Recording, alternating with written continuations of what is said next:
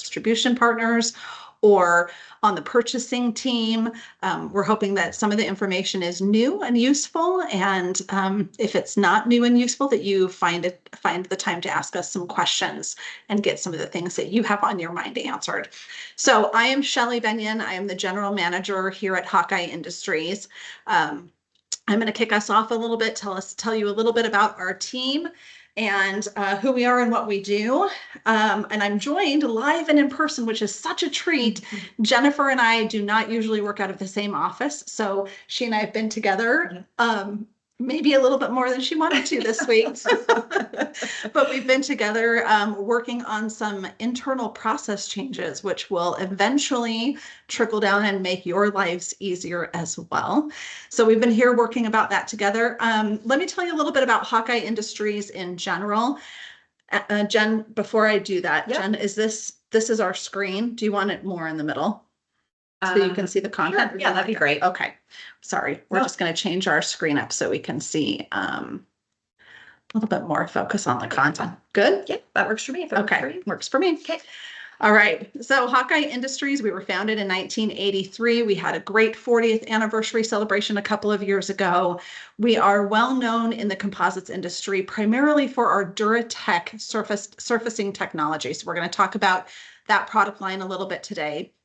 And we are, based out of Southern California with worldwide distribution. Our products are made here in the United States, and we'll talk about each of those lines today. Duratech surface coatings, Aquabuff, which are compounds and polishes, and Styrosafe, which is our EPS-friendly resin and primers.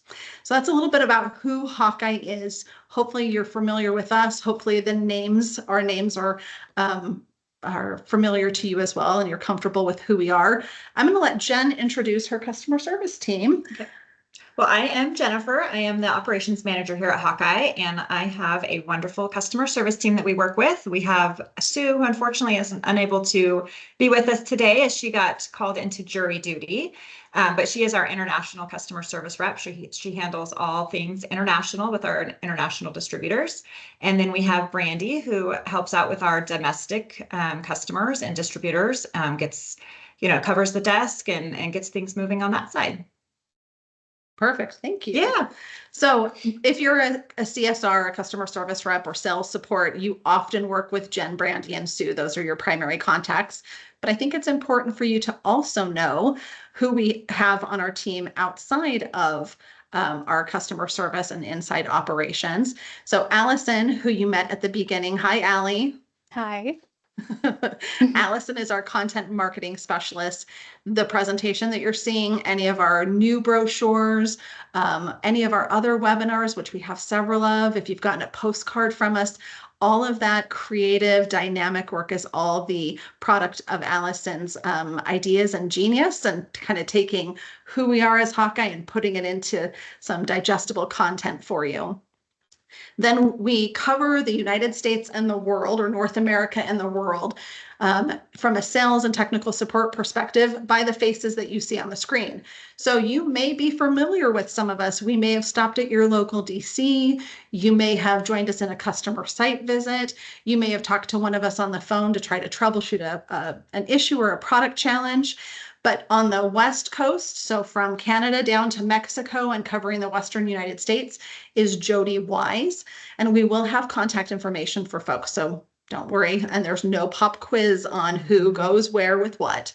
But Jody covers the Western United States. Rob, who is down there in the red area, he covers kind of the South Central, Southeast for us. So Rob Smothers covers that territory. I cover the Midwest and Northeast United States and Canada. And then if you happen to be joining us as one of our international customers, I am also your sales manager and technical support as well. So we have this robust team. We are strategically placed in various locations to try to help service the customers that we all sell to and your colleagues. So if you have a external sales team or even an internal sales team, Jody, Rob, and I are the resources for those team members. So that's who we are. Allison, I just realized that I kind of jumped into your space here. But do you want to work with me a little bit on what we're hoping to achieve with this webinar today? Yeah, of course. So we'll start the webinar just kind of going over the basic overview of Duratech, which is one of our major product lines that we carry. That's what we're most known for. We'll show you what Duratech in action kind of looks like, questions people often have when they're ordering Duratech, and then we'll talk about StyroSafe and show you what that looks like in action, any questions you might get about ordering StyroSafe, and then then we'll talk about AquaBuff, which is our third product line that we mentioned, and show you what that looks like in action and what that's all about, help you understand the product a little better so you can be prepared to answer questions. And then we'll go over some general Hawkeye ordering questions that customer service teams get a lot, just so you know what it's like to work with Hawkeye, refresh your memory on any of our order quantity minimums and stuff like that, purchasing guidelines. And then we will open it up for FAQ and show you where you can learn all sorts of things about our products and get resources that we have available to you. Awesome. So when Allison, Jen, and I met to kind of go put this together, we really wanted to do it from like a your-centric position. What do you as a customer service rep hear? You see product numbers, you see data sheets, like how do we bring those to life a little bit through, obviously we can't help you spray out material today, but through a digital platform, how can we do that? Allie mentioned we have several stops where we're going to discuss the frequently asked questions with products, but I also want to point out a couple of tools. We've been doing webinars now for a long time. I think all of us on this call have been doing webinars for a while, so you're probably familiar with the format.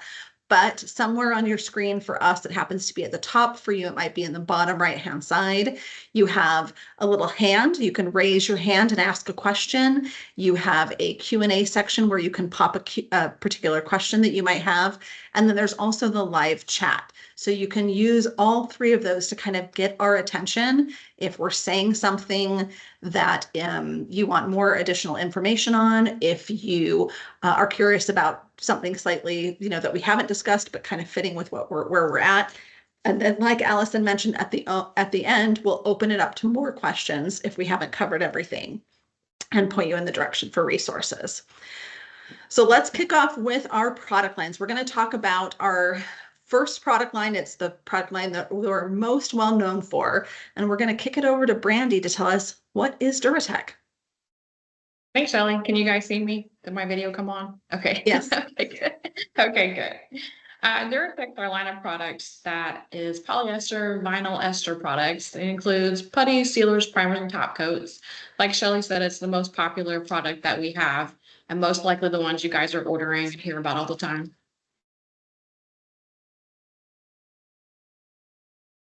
Oh, did we lose Brandy or did we lose us?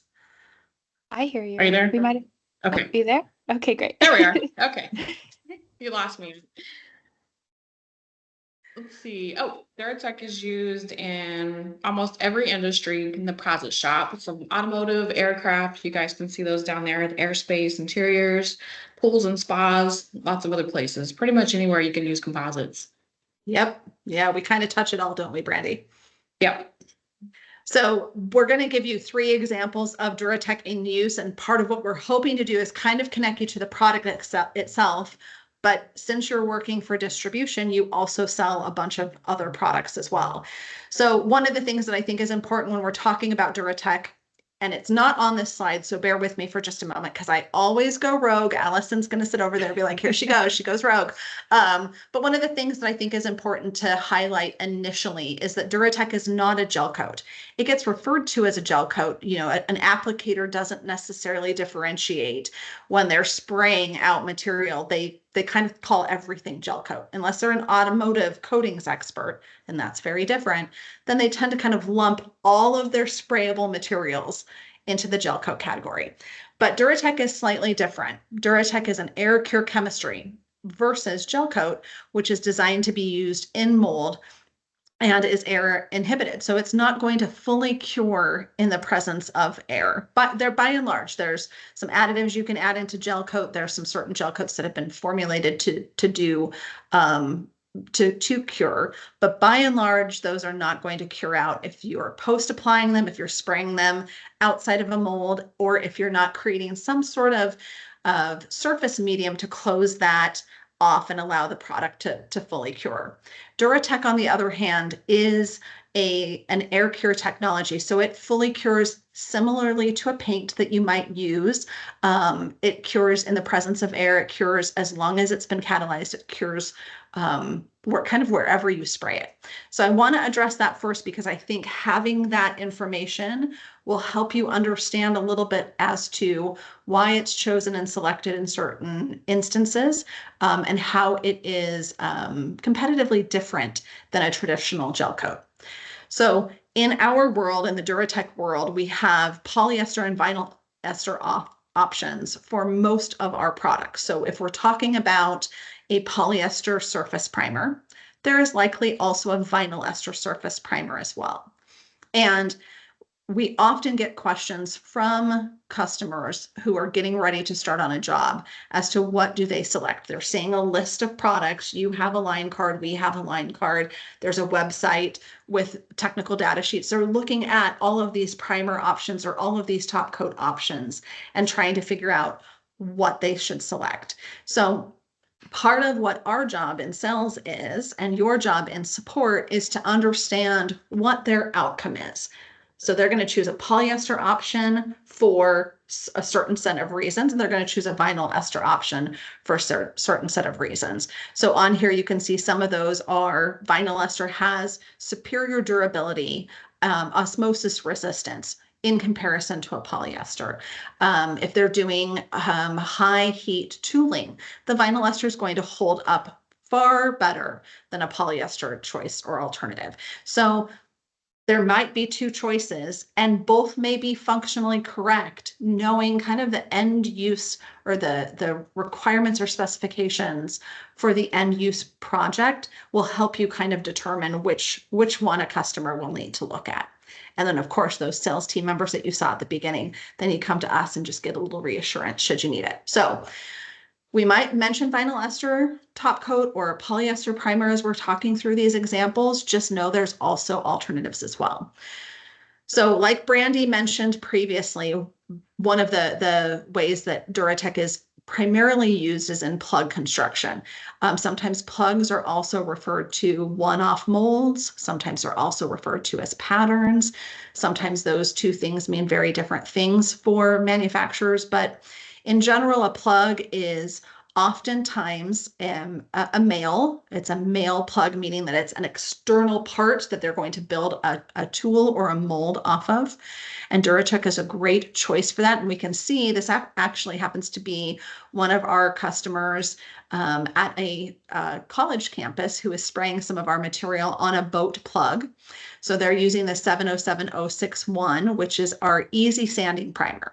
So on a plug, most of the time, that's not where, a plug may only last to make a certain set of molds. You may make 5 molds off of that initial plug. And so the choice as to product depends on what your time spent is, what your cost and your budget looks like, and again, what that final outcome is. So in this particular customer situation, this is a group of students. They're working to build one of their first plugs. They need it to be easy. They're not going into high-end manufacturing, creating, spectacularly expensive yachts or boats. So they want to go through the process of understanding how to build a plug, but their students also need to be able to produce the final finished plug itself. So they're going to choose the 707061, which is an easy sanding primer. It's going to do exactly what its name says and let them get it onto the surface. It's going to level and flow out really nice, and then it's going to be easier to sand. Someone who's building a plug and may want to keep that plug for a long period of time, possibly modify it periodically to produce new molds, they might make a different choice. They might make a choice to pick the vinyl ester version because they need that durability out of that plug surface. So this is an example of some of the plug construction in use. And for you guys on the distribution side, what's helpful to know is that the Duratec is not the only piece that you're selling to someone who is building a plug. And most of you have already worked with customers, likely already worked with customers who are doing this very application. So you know they need things like PP&E. They're going to need the catalyst. All Duratec products require catalyst. So they're going to need the catalyst to make sure that curing process takes place. They're going to need mixing and measuring. There's all of these accessories that they will need in addition. So from a customer service perspective or from a sales perspective, we're often looking at what is the full suite. And one of the things that we talk a lot about when we're doing training with the sales team members, with your colleagues, is that Duratec, by and large, is going to be a small portion of what you sell to your customers. So you may have some plug and pattern builders who are getting 16, 24 gallons a year of Duratec. That's small volume. Don't get me wrong, we're thrilled for it, but it's small volume in comparison to what else they might be buying from you guys. The substrate, their tooling board, all of these additional things. Duratec is often that conversation starter in terms of how do they improve their process quickly and efficiently so that then all of those other products can be sold and supported through that. So you'll see, as we show you some slides, some of the additional tools and resources that you sell as well. So plug and pattern construction is one of our large application categories.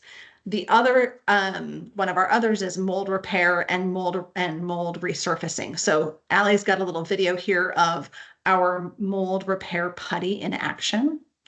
So you can see that person is sanding and grinding out a defect on a mold. Something has popped off, and they're using our mold repair putty to fill that in. The mold repair putty is a fast solution. You can get back onto the mold surface usually within about 20 to 40 minutes. It does not take a tremendous amount of putty to fill that repair, and they can get in there and get that repair done. If you've worked at all with somebody who is in parts production, their tools all are molds. Tools and molds are synonymous. Their tools or molds always need repair. People are always accidentally doing damage to them as parts are produced. It's just a stressful environment on the mold. And they often don't want to pull that mold out of production because that's money that they're leaving on the table in terms of time. So being able to quickly make a part or make a mold repair is very important because they can get that repair done and then get that tool or mold back into production and start building out those parts again. So if they've got that situation going on, that's a product that they may want to turn to. Kind of with that is mold resurfacing. So I'm going to ask this question and I'll come back to it. But if any of you are feeling daring to raise your hand or to hit the chat section, if you can tell me what kind of mold this is. We're looking at a mold now on this page, on this slide. If anybody of you can recognize what it is that the customer might be building, you're all getting lunch, but we'll give you double bonus points. So similarly to mold repair, sometimes you just need a quick fix a spot, fill a ding, grind out and repair a crack. That would be the mold repair putty.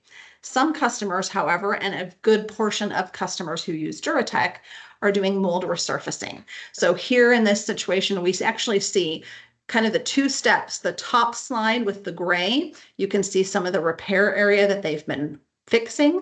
So that could have had an angle that they needed to change. It could have had a shape that they wanted to reshape. Maybe they're doing a different version. So they're fixing and reshaping the mold. The gray is actually our gray vinyl ester surface primer on the top slide, and the bottom, or on the top image, I should say, and on the bottom image, you're seeing our vinyl ester top coat. So you may be familiar with tooling gel coat.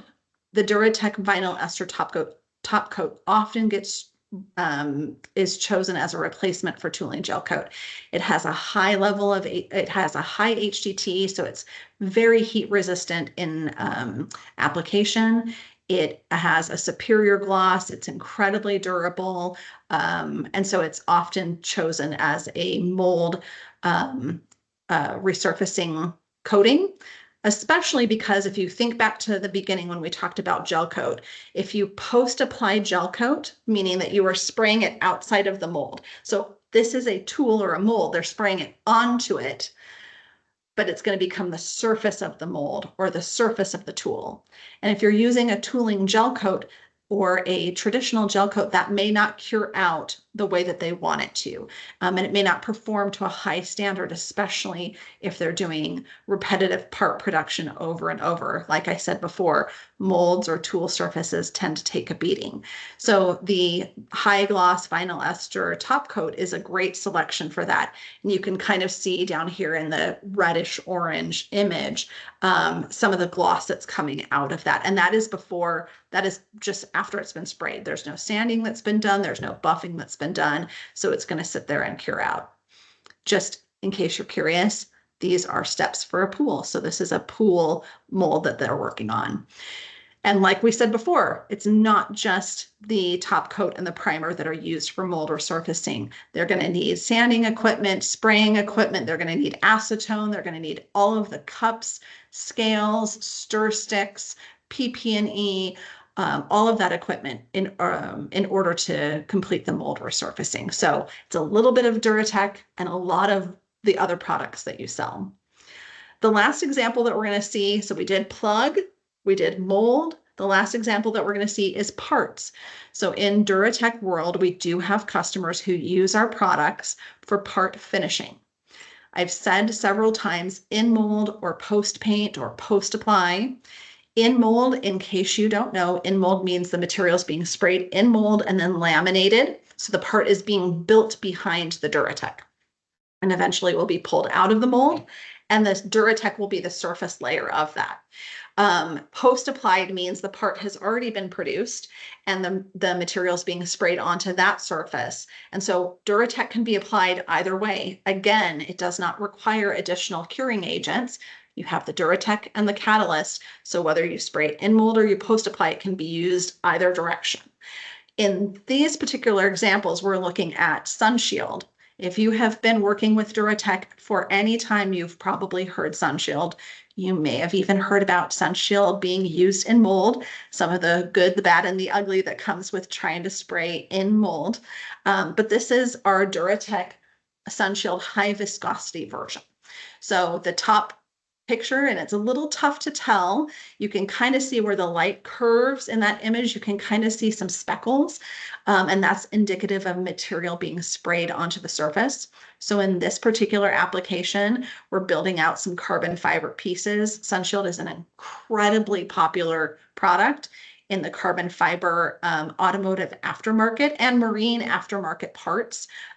We see it a lot in high-end marine, being used in high-end marine projects. We see it being used on some personal aircraft or drone usage or drone projects, but a lot in the automotive. The image on the bottom happens to be an intake for a vehicle, for a car. So that's an example of it being used for an automotive, but it's thin film, it's epoxy compatible, which, you know, a lot of, especially in the automotive and marine, they want to do epoxy laminates.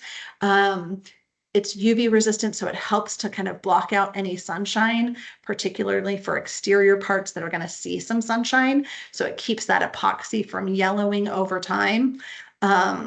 And it just provides this absolutely beautiful high gloss repairable. That's a key one, especially in automotive where you get, you know, little dings from driving something around. But it's a repairable surface for folks. So in Duratec land, we do all the way from the beginning, from the plug when they're building their very plug out to the very end when they're creating a part and kind of everything in between. There's usually a Duratec product. If you're doing support for part production, your distribution center is going to provide additional supplies as well. So kind of like we've seen before, you're going to see the catalyst is going to be necessary. The spray equipment is going to be necessary, all of that PP&E. But also, since we're now parts producing, this is where if you're selling any mold release or mold sealers or mold cleaners, all of those products start coming into play and become part of the selection and part of what you're selling and servicing for part production. So those are 3 ways that Duratech is using. We're not obviously covering all of the industries or all of the applications. We don't want you to be here all day. We love you, but we don't want you to be here all day with us. So if you go to our website, you'll be able to see how we kind of differentiate for other markets. But that's 3 examples: plug, mold, part production. Jen, on the customer service desk, you get a lot of questions about Me too. Yes? Me too. Yes. Here are a few of our most common ones. The most common probably being the shelf life. Most of our Duratech products do have a 6 months shelf life from the date of manufacture. There are a handful of products that do have 1 year, but the majority of them do have the 6 month shelf life. It is worth noting that most of our products can be used beyond the shelf life, dependent on how they are stored. We just highly recommend you test a small section first to make sure that it is going to apply as expected. Good tip. Yeah. That's a good tip. Yeah. Catalyst, as Shelley mentioned, that when you do, sell Duratech, catalyst is needed for pretty much all of our Duratech products. Our products are QC'd using the Norox 925, so that is the one that we recommend using, but any catalyst will do. It needs to be MEKP. Did I cover the catalyst piece? I think I would just add to the catalyst that, all of our tech data sheets reference catalyst. They reference the percentage. It's again, we're going to give like a broad, it's generally 2% by weight. So you're measuring the weight of your material and then you're measuring the weight of your catalyst and combining in that ratio, a 2% ratio. Every tech data sheet for every product walks you or your customers through that. And every once in a while, we make the recommendation for 925H, particularly with vinyl esters. It has a slightly slower gel time. It's slightly, the oxygen content is slightly different, so it bubbles less. And then it tends to push the cure through on the back end with the vinyl ester products. So that's not something you have to know immediately. You just need to know that if I look at the tech data sheet, it's going to give me that information. So that's what I would Perfect. Thank you. Spray equipment, as previously mentioned as well, most of our Duratech can be sprayed, and that's an accessory that most of you all probably carry as a distributor. And we just recommend a basic, simple HVLP spray gun, which is not an expensive spray gun is needed to spray Duratech, just your simple basic spray. Yes. The addition that I will add to that. Yeah. No, please do. Jen's worked with me for a long time. The addition that I would add to that, which is also on the tech data sheet, is while we are pretty open about the HVLP guns, and if you were talking to our sales team would be like, we've used high-end $800 HVLP guns. We've used MVP equipment, which is not an HVLP gun. It's spray equipment. The key to all of the equipment is tip size. And again, circling back to that tech data sheet, the tech data sheet will make a recommendation for which tip size. So a lot of customers struggle with various spray guns, whatever they are. And the struggle is not actually the equipment itself. It's not the gun itself. It's not the air pressure. It's that tip. So that would just another plug for the TDS. That's good to know. Yeah. And then epoxy compatibility. Yes, most of our Duratech products are compatible with epoxy products. Shelley can probably elaborate more on that as well. So, and this is a big one, especially for your sales team members. A lot of customers are looking for those epoxy compatible products. We could get into a lot of chemistry here. And when Jen and I were talking about it, I think I did get into a lot of chemistry. For the purposes of this call, for this webinar, what I will say is that all of the bonding that happens with epoxy and Duratech products is mechanical. So you have chemical bond and mechanical bond. Chemical bond is when all of those free radical ions from the material itself can connect and bond with each other and form this essentially new link with the materials together. Mechanical bond is grit, it's grab, it's I've sanded something and now I've sprayed something and it's holding on to that tooth that I have created. So whether that's with sandpaper, whether that's with blasting media, that whether it's with some sort of etching material, it's holding on to that tooth. In epoxy to Duratec world, with the exception of vinyl esters have a teeny tiny little bit of chemistry with epoxies, all of the adhesion comes from that mechanical tooth, from that grab. So you'll see again, a nod to our tech data sheets that when we're recommending people work with when we're advocating for an epoxy based process, we are also specifying how they need to prep that surface for really solid adhesion. But that's a huge thing in our composites world. There are not a lot of products that will bond to that epoxy, even from a mechanical perspective. So that's a real advantage for a lot of the Duratec products. Thank you. Yep. I knew you could elaborate more than I would be able to. Chunky product. So yes, anytime our material sits on the shelf, which on, an inventory or anything like that, it can be alarming if you pop the lid and you see some thickening on the top layer. If it's within shelf life and everything else has been stored favorably, we just suggest you either tip the can over for a little bit, maybe an hour or so, just let the material kind of the material that has been sitting on the bottom of the can kind of resurface to the top, and then always mix. We always recommend mixing our product with a drill mounted mixer. Really get in there, mix it around, and all those chunks, if there was any layers on top, should be re-agitated and make the product look new. Yeah. So yeah, it's okay to be scared. Yes, but you don't always need to be. yes. Definitely try those tips. And, if for some reason it's still not working, feel free to reach out to us or the sales team, and we'll definitely walk you through additional steps. And then brush or roller. Yes, our products can be brush or rollered. The technique will just need to, depending on the application, the technique may just need to be changed. Typically our products are sprayed, but there are certainly people that have success with brush or rollering our products as well. Yes, ma'am.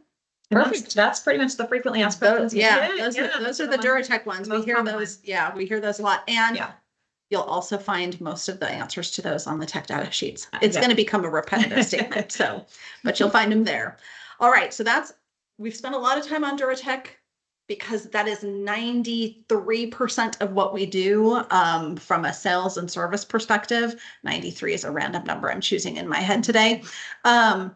Our next product that we're going to talk about is StyroSafe. And I believe, Allie, I'm tossing this one over to you. What is StyroSafe? Yes, please. I love StyroSafe. I've actually had the pleasure of spraying it myself, which has been a lot of fun. But StyroSafe is basically a barrier coat that protects EPS foam, as you can see in the video here. EPS foam is susceptible to styrene and will just degrade and melt, like in this video, if you don't have some type of barrier coat. And a lot of products in the composites world have styrene in them. So you need to, if you're wanting to use EPS foam in your composites project, you need a barrier coat, and that is where StyroSafe comes in. So StyroSafe, why would you use EPS foam? Well, a lot of the times people use it because they want to save money. It's really popular for like prototyping and making one-off molds, something that, because MDF board can get quite expensive, using EPS foam can be a lot cheaper. And so you would want to use StyroSafe over the form that you make your EPS mold with, and then you have a barrier coat to use basically any product that you want afterwards over top of that. And so StyroSafe is common in the automotive industry, prototyping, architectural forms when they want to do fancy designs like here in this photo. And it's just been a really popular product to save money and prototype things. So it's been used in a lot of industries, just like Duratec, and is a pretty versatile product, but is specifically designed for EPS foam. So as you can see here, StyroSafe is a StyroShield primer or the resin. It's also available in a resin. So it depends on what your application is. If you're spraying a product or if you're wanting to just lay fiberglass over something, you would use the resin. So it can be applied directly to the EPS foam, and it forms that barrier I was telling you about. And then, you can, as you can see in the photo, this is us spraying StyroSafe over a foam number, and this is the resin with the fiberglass over a foam form. So Yeah, that Allison is- had a lot of fun doing a Styroshield, using Styroshield with Jody. They made a lot of parts for our 40th anniversary, or a lot of, I shouldn't say parts, decorative items for our 40th anniversary party. Yeah. So that zero is a 0 for 40. Yes, it is. And honestly, it leveled and flowed really well. So I'm not a great sprayer. I've hardly spent time in the shop. I just write about it. So it was really cool to see that. It made like kind of a glass-like surface and was really easy to put primer over top of that. So that And is then what also, Styrosave Allison, to is. see, I think you guys did a couple of demos so that you could see how the specifically styrene, but how any product with a high level of styrene just eats the foam and warps the foam. So Yeah. where that protective layer is really useful so that you can build up from there and then top coat with whatever you want. Exactly. Yeah, it was really educational, and you definitely, this is a great product if you're working with EPS foam. So when you're doing Styrosave, using Styrosave, you're going to need all the things that you would need to make a regular plug, but instead of MDF being your substrate, it would be EPS foam. And then a lot of people will use adhesives to connect different parts of foam together to make the form that you're looking at. If you have to carve a small piece and then a big piece and attach them together. And then, if you decide to go the resin route instead of just priming it, you would be looking at doing getting fiberglass. So that's kind of what this is here, just to kind of show you, it depends on what you distribute, but there's always something that needs to be sold with the product to complete the project. So you're always selling when you're selling our products. Good point, Allie. Thank you. All right, the last product in our Hawkeye product range. Oh, no, but so I'm sorry. We got skipped some more FAQs. We have some got more Styrosave got frequently asked questions Oh on my gosh. Styrosave. I was too excited. No. Like the Duratec, when you open Styrosave, if it's been sitting on the shelf, or you can open it, and it can be quite concerning if you see a big crusty layer sitting on top. Again, you would want to use that drill mounted mixer and really agitate it. Styrosave is known to have those micro balloons rise to the top. So it can definitely look overwhelming, scary, and think that the product is bad. But we highly suggest just get that drill mounted mixer, mix it around, give it a good solid stir, and it should pop right back into the form that it should be. Yeah, and Jen, you and I were talking about this earlier because Rob, who again is our Southeast Regional Sales Manager, had mentioned, and you in customer service, you may see this like in your inventory notes. You may see a note that says flip it upside down. And that's oftentimes what we advocate, is that you just rotate the cans either on from an inventory perspective, or even prior to sell. It just takes all of those fillers. And again, we don't want part of what Styroshield is doing is providing a protective layer. So it's got a little extra filler than a normal primer to keep the styrene levels low, but also to build a safe barrier against that EPS foam. So all those crusty things at the top, they're good, they're wanted, they're not problems. You tip the can and they kind of reconstitute themselves. But like Jen said, if you see it, it's okay. You just take that drill mounted mixer and give it a good stir. Yep. Yeah. XPS foam, it's Styroshield can be used on XPS foam as well as EPS foam. Both are compatible, so that's a plus for sure. And then it can also be top coated. Any products that are used with Styrosafe and Styroshield can both be used with our top coats. Yeah, we get that a lot where people are doing, particularly on the arts entertainment design side. So if they're not building a plug, a pattern, or a one-off mold, a lot of customers are using styrofoam to build decorative shapes. If you've gone to Legoland, sometimes what you're seeing is EPS foam underneath a lot of protective coating. I shouldn't say Legoland, like a Lego store in interior. And so we often have folks who are working with a variety of acrylics or urethanes and are doing kind of really cool high-end design work. And Styroshield is really compatible with all of those in order to build the final finished look that you're looking for. So folks do a lot of really cool things using EPS foam and the Styrosafe product line. All right, now I can be excited. So the third product line that we sell and support is AquaBuff. AquaBuff is our buff and compound, or our compound and polish line. And we are filming this, we are recording this webinar on July 24th, 2025. And I just want to address, for those of you that are currently selling AquaBuff, AquaBuff production and fulfillment is a little challenging in this moment.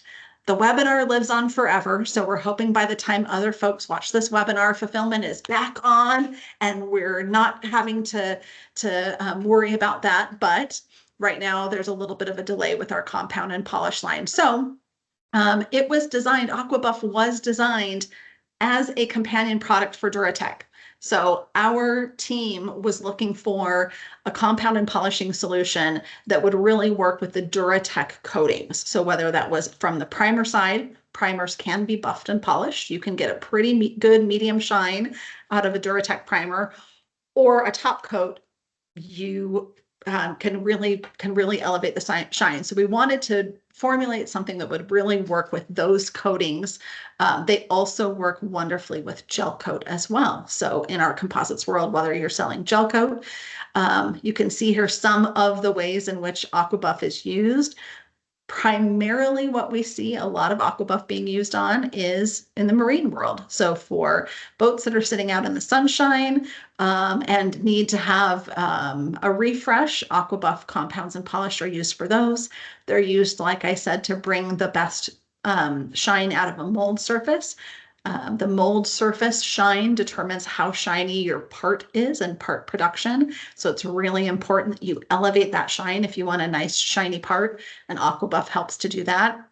And just like the Duratec and StyroSafe lines, there's really not an industry that we don't touch from an AquaBuff from the AquaBuff product line. We can see here in this video, I'm pretty sure this is Jody, given the position of the glasses. Doing a little bit of a demonstration. He's got a wool pad on that rotary buffer. I don't know which exact product he's using. He's probably doing a little comparison testing, showing and demonstrating between the different types. We have three different products in our AquaBuff line. We have 1000W, which is a medium cut compound. It's a light blue, and that will help get rid of oxidation. If you've got a marine project, it will help get rid of light to medium sanding scratches. AquaBuff 1000F is a fast cut compound, if that F helps you remember fast cut. So for deep or heavy oxidation or deep sanding scratches, the F is really going to cut into that. Most likely Jody is using one of those, and I know that because he's got a wool pad on his rotary buffer, and that wool pad will help with that. Jen's going to talk about that a little bit. And then the last product in our line is AquaBuff 2000, and it is a compound and polish. So it is the final. You do not need to use all three steps. Like I said before, if you've got heavy oxidation, you might go for one and start with AquaBuff 1000F and then go to 2000. It's not necessary to use all three in succession. It is necessary to determine what you need out of your surface and then choose the product accordingly. But most folks end with AquaBuff 2000. Sometimes they start and end with 2000. They've got a pretty decent surface. They just need to bring out that true final shine. AquaBuff is a water-based product, so it's not leaving anything on the surface.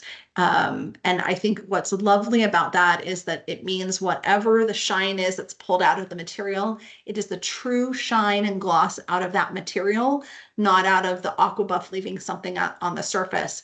If something's left on the surface, eventually that fades and goes away, and you're left with whatever is behind there. So it pulls out the real gloss from the part and really lets that kind of shine through. So we have those three products. We do get some questions about AquaBuff. We do. We do.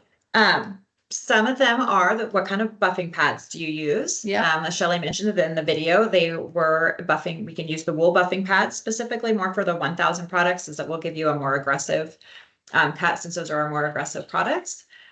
We recommend for the 2000 more so of a cotton and a foam, just because that's more of a polishing, and it will give you a finer polished look. If the material, it looks dry when you open the container, this Aquabuff is a water-based material. So all you got to do is just slowly add some water to it, and it should bring it back to the consistency you're looking for.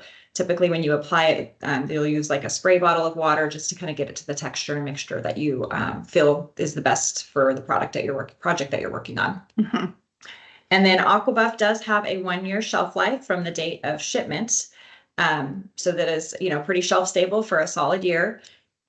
Being water-based, there's not a lot. If it dries out, you can just add water. So it is a pretty flexible product that can be used for quite some time. Yeah, we have people who have we have people who have Aquabuff from several years ago.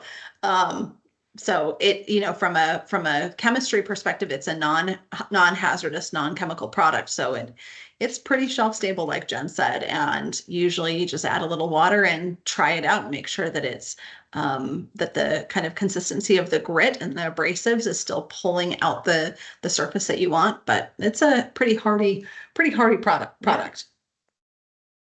And Allie, I skipped over that slide. Would you mind just going back to it real quickly? I'm obviously very excited about Aquabuff today.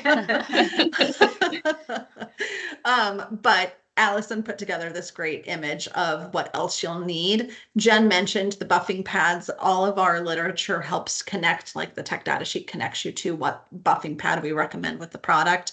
But like all of the other products, you're going to sell a suite of material in addition to the Aquabuff and support a bunch of material or other products in conjunction with the customer who's using Aquabuff. All right, so those are the product-centric. That's the product-centric, and we tried to keep it less salesy. Hopefully it was a little less salesy and more useful in terms of the questions that you might be seeing from customers who are interested in Duratec or Aquabuff or Styrosafe or currently using it and need some assistance. Most of you guys who are on this call work with Jen, Brandy, and Sue on a regular basis, and you're ordering material and you're securing material. So Jen and Brandy are going to take it away and walk you through some of the questions that you might have on a regular basis. Yes. So I think one of the most common ones is, when are we going to get our product? What is the lead time? Duratec typically ships within about 5 to 7 business days from the receipt of the PO. So anytime you get our confirmation, you can plan on about 5 to 7 business days from that. If the material's ready sooner, we'll certainly ship it sooner, but just to plan for that 5 to 7 days, especially for the larger orders. They do for Aquabuff, unfortunately, as Shelley mentioned, our fulfillment is a little slow right now. So we are delayed in lead times right now, but standard lead time when we get back to standard production, it should be approximately 4 weeks. So Aquabuff is about 4 weeks. Duratec is 5 to 7 days.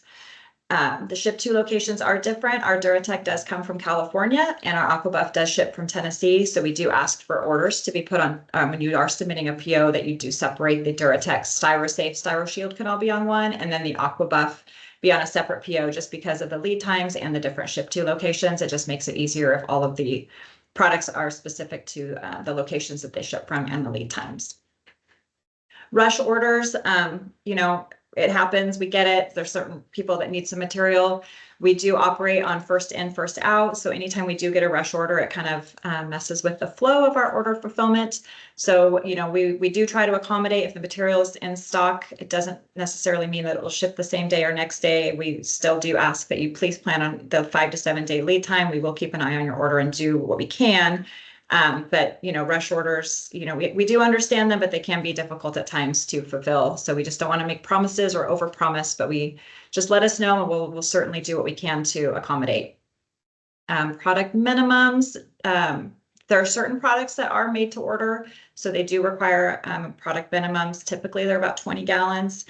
So we don't like to, keep those as a hard minimum, because sometimes we get lucky and there could be some material that might be sitting on the shelf that somebody wasn't, they made a larger batch and there may be a few gallons sitting on the shelf. So we don't want to keep those as hard minimums, but unfortunately, if there is nothing available, we do have to pass along that MOQ, because, you may be the only one ordering it for a specific customer and it just won't move. So, but did you have anything to add on that, or no? Okay.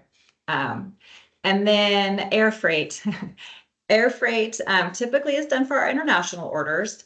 but we do sometimes do them on occasion for domestic. And, air freight is typically for those orders that go back to those rush orders. They need it right away. They need it immediately. And unfortunately, air freight is not guaranteed.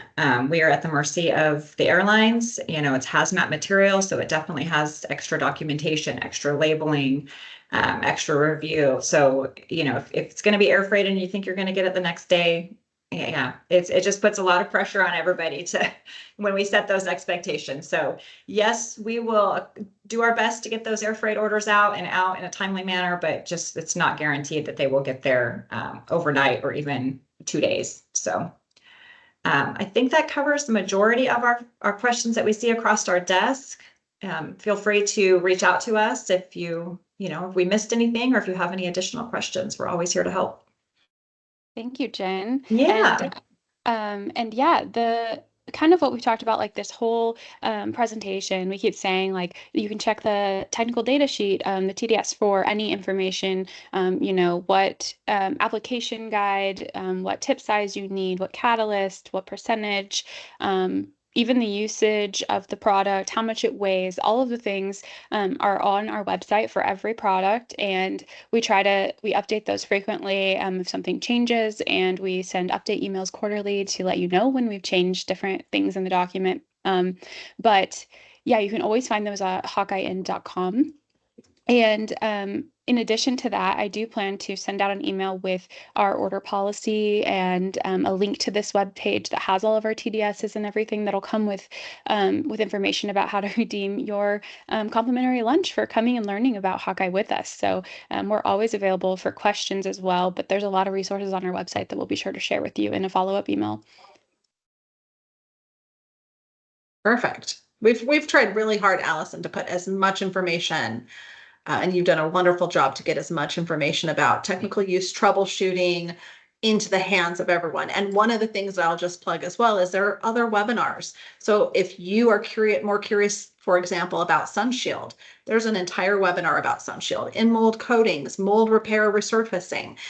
We've been doing webinars on a quarterly basis, and they are sometimes sales focused, sometimes sales and service focused, but those are great resources as well. So we wanted to open it up to general Q&A. I haven't seen any questions come in, but I do have one, and I'm going to throw it to Brandy. I actually had two. Allison addressed one of those, which is for your lunch. So we'll make sure to get you the information for how to get your lunch for attending our webinar. Thank you, by the way. The question that I'm going to ask you, Brandy, is if somebody wants to get a hold of Jody, Rob, and I, how do they do that? They can call us and we can get them in contact with you. Perfect. Yeah, sometimes you don't quite know which regional sales manager is your primary point of contact, or maybe you have a sales rep who's doing a unique project and they're outside of their normal area and they're not sure who to work with. Jen, Brandy, and Sue do a fantastic job of kind of getting all the information that you've got and then getting it to us so that we can jump in and help. I was trying to think through like other random, we hit all of the high flying frequently asked questions. Yeah. Well, we can always open it up at the end if people want to stay. If we get more questions, we can have them drop them in the chat and we can stay here and answer those. But perfect. Yeah, I think we have just contact info for the customer service team is all that's left to talk about. So. Right. All right. Look at that awesome team. And here we are. So yes, we are always happy to help. We're here, email, phone. Our response time is pretty quick, so we're happy to help. A sales team, we will. If you're like Shelly said, if you're trying to get in touch with a sales team, just shoot us an email, call us. We're happy to track down the correct salesperson for you and get you their contact information or get you two connected. So yeah. Amazing. I didn't see any more questions come in, so I guess that about wraps it up. All right. That does. Thank you all for joining us today. We hope it was informative for you. If you need anything else, reach out. We're here to help. Yes. Thank you. Thank you. Thank you. Bye. Bye. Bye, Brandy.